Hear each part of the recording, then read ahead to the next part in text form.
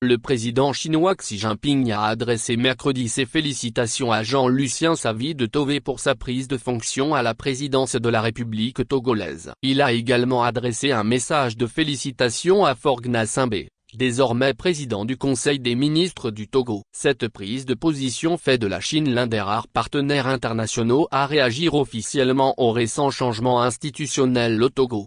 Selon un communiqué des autorités chinoises, Xi Jinping a rappelé que les relations amicales entre la Chine et le Togo ont été établies et cultivées avec soin par les générations successives de dirigeants des deux pays. Il a souligné que depuis plus d'un demi-siècle, les deux États ont fondé leur coopération sur la sincérité, l'amitié, l'égalité, la confiance mutuelle et les bénéfices partagés. Le président chinois a également mis en avant le soutien mutuel entre les deux nations sur les questions d'intérêt fondamental, estimant que cette relation constitue un exemple de coopération équitable entre pays, quelle que soit leur taille, et de solidarité au sein du Sud global.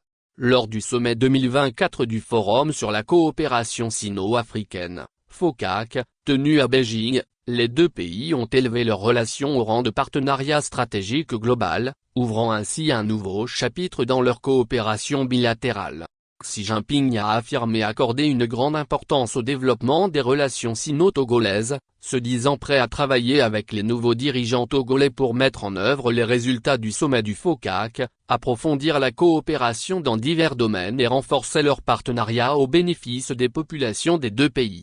Par ailleurs, le Premier ministre chinois Li Qiang a lui aussi adressé un message de félicitations à Faure Gnassingbé. Cette réaction chinoise intervient alors que la transition politique togolaise suscite de nombreuses interrogations sur la scène internationale. Le passage à une 5e république, entériné récemment, supprime l'élection présidentielle au suffrage universel et l'imposition d'une limitation de mandat, disposition qui figurait dans la constitution précédente. Ce changement institutionnel marque une continuité du pouvoir exercé par la famille Gnassingbé depuis 1967, et soulève des inquiétudes parmi l'opposition et les organisations de la société civile togolaise. Certains partenaires internationaux historiquement proches de Lomé n'ont pas encore exprimé de position officielle à l'égard de cette nouvelle configuration politique.